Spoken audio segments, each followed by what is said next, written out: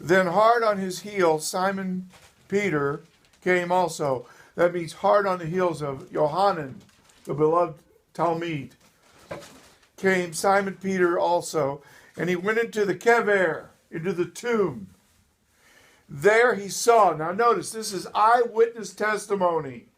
Wouldn't you have liked to have been there with him to actually go in and see exactly what the empty tomb looked like and get an eyewitness report? I was an eyewitness of various things in the Messianic Jewish movement. What a privilege I've had.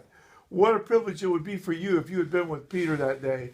Kepha, when he went into the kever, it says, there he saw.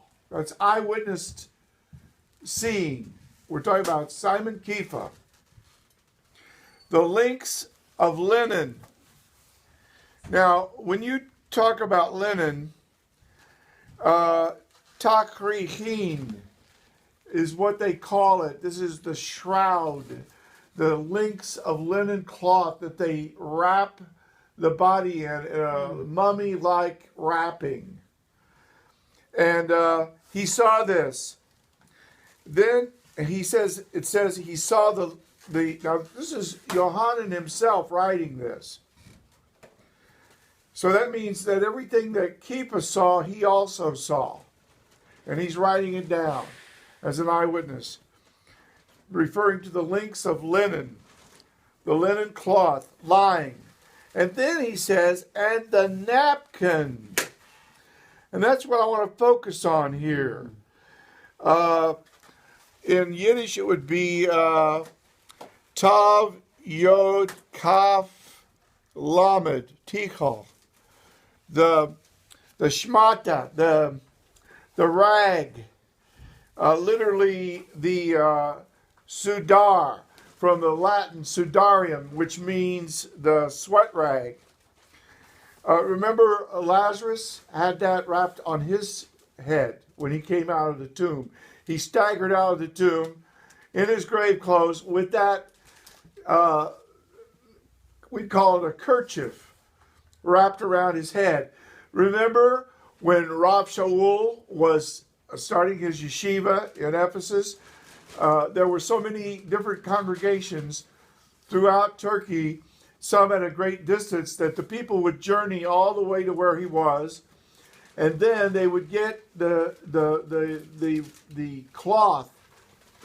This is where we get the idea of a prayer cloth. And they would take that anointed prayer cloth back to the person that was sick, and they would be healed. And we're talking about something like that. And that's what he saw. And notice what it says, which was over the Lord's head. It was not lying with the links of linen, but rolled up separately in one place, as if someone had rolled it up and laid it tidily aside. Now, you know, maybe you were a sloppy roommate in college and you had a very tidy roommate who was always very meticulous about everything. Everything had to have its place, and everything had to be nicely rolled up and tidily set aside. Well, that's what this eyewitness detail tells us. This is no invention. Nobody could make up something like this. Nobody would think to make up something like this. This is not any freak of imagination that somebody conjured up. This is what an eyewitness saw. That when the Lord stood up, alive, Tachias Hamasim, standing up, arising from the dead ones, that he took this sweat rag that had been on his face, and he tidily rolled it up and set it aside. And when Kepha came in there, he looked at it immediately. This was not what a grave robber would do. Are you kidding? This is not what you would expect. This is like somebody getting up and, you know, if you're a very tidy person, when you get up in the morning, you might very tidily take your pajamas and roll them up or fold them up and put them aside, put them under your pillow, make the bed, whatever. This is what Mashiach did because he didn't need the sweat rag anymore. Thank you, Lord. And when Kefa goes right into the tomb, he sees this immediately. And there's no body there. And there's no one there. He's gone. Mm-hmm. What happened to him? What happened to him? The empty tomb. Nobody can refute the empty tomb. The empty tomb is a fact. The body was not discovered. Nobody could find the body. And there's no reason to expect that the believers who were going to be martyred, who were going to have to preach this empty tomb at peril of their lives, that they would make up something like that.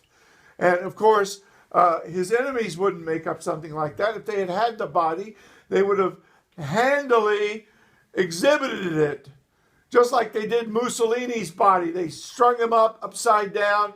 They wanted everybody to see that this fascist was dead, and they wanted everybody to walk by that body and see that no one could make up some kind of tale that he was still out there somewhere. Oh no, the body was exhibited, and you see, here is what we've been told, that the Mashiach has made his Tehiyas HaMasim, and that's what this day is. This is the greatest day, the greatest Jewish holiday imaginable. The Yom HaTehiyas HaMasim, the day of resurrection. Someday Jews all over the world will be thinking about this day. That 1983 years ago, on Nisan 16, 3793, Mashiach stood up alive, and all the prophecies about the resurrection were fulfilled. Isaiah 53, which says that he would prolong his days, that God would take him from the kever and he would see the light of life. And not only that, but in Hosea chapter 6 and in Psalm 16, we are told his body would not see shachat, his body would not see corruption. His body would not see the normal corruption that comes to every body after death, rigor mortis, and then the decay. No, his body would not see that, and it came to pass. It was predicted 1,000 years before, and then it came to pass. This is the greatest Jewish holiday. Just a few moments ago, I was up at the ATM machine, and the lady says, "The bank is closed. What's going on?" I said, "Well, it's Easter. It's Easter." And she said, "Oh, yeah." I said, Yom HaTehiyas HaMasim. And she thought I was joking. She looked at my yarmulke and she said, "Yeah, ha, ha, ha. Yeah, I got you. Real funny. Ha, ha, ha." And she thought I was joking. But it is Yom HaTehiyas HaMasim. And Mashiach did rise. And this is the greatest day you can imagine. And Nisan 16, on the third day, Pesach being Nisan 14, it turns out to be in this Jewish calendar year, 5776, turns out to be April the 24th. But today, in the Gregorian calendar, it is the day that believers all over the world are acknowledging that he's alive. Hallelujah. Yeshua Chai, he's alive. Amen. They saw him. And friend, you should be the happiest person in the world today. You should be as happy as Miriam of Magdala was. I don't care what's going on. If your cat died, if your husband left you, if you were evicted from your apartment, if the doctor told you you had terminal cancer, like he told my mother, ovarian cancer, she was still happy. She actually felt bad for him that he was not a believer, because she knew she was going to heaven. She'd been looking forward to it all this time. She saw her prayer answered. All of her preaching finally paid off. She saw me in seminary. She saw me with a Jewish ministry. She saw me having written a book and starting to do a screenplay of the Rabbi from Tarsus. She knew I was going on in God, and she was going on to glory, because she was like Miriam of Magdala.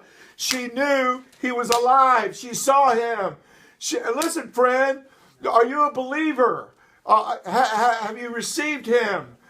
When the body was thrown into Elisha's grave, he came back to life. Hallelujah. And when you go under the water and you're regenerated, you come back to life. You're a new creature. Old things have passed away. You have the Bria Hadashah. The resurrection has happened in your soul and your spirit. And now you're ready for a bodily resurrection, because you've already seen him in the spirit, and you know him, and he knows you. And oh, glory to God. What a beautiful thing. A Jewish holiday, Yom HaTchias HaMasim. Yom HaTchias HaMasim. Say it with me. Yom HaTchias HaMasim. The day of resurrection. Can you say amen? Amen.